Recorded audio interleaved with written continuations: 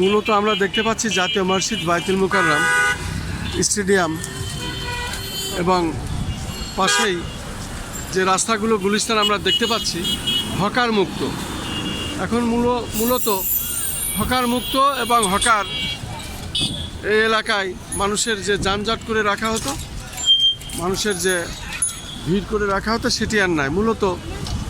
মূলত রাজধানী ঢাকার গুলিস্তান এই এলাকাটি আমরা ফুটপাত এলাকাটা দেখতে পাচ্ছি।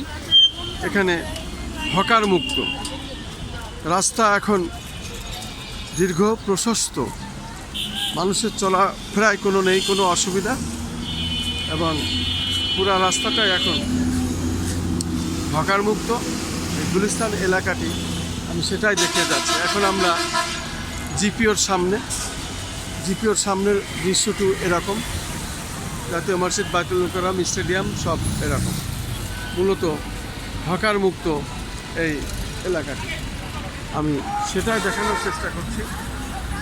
এখন রাজধানী ঢাকা হকার মুক্ত।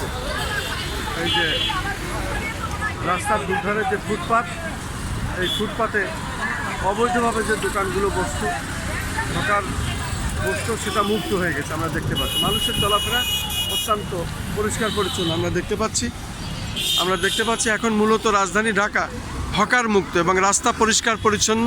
প্রশাসন, ট্রাফিক সব কাজ করছে তারা ঠান্ডাভাবে। রাস্তায় নেই কোনো যানজট এবং হকার মুক্ত রাস্তা, আমরা সেটাই দেখতে পাচ্ছি।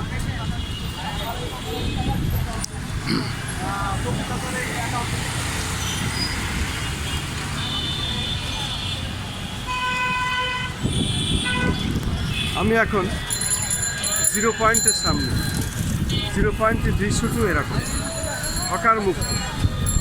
এখন পুরাটাই রাস্তা ফাঁকা, ক্লিয়ার, হকারদের সেই অবৈধ স্থাপনা আর নাই।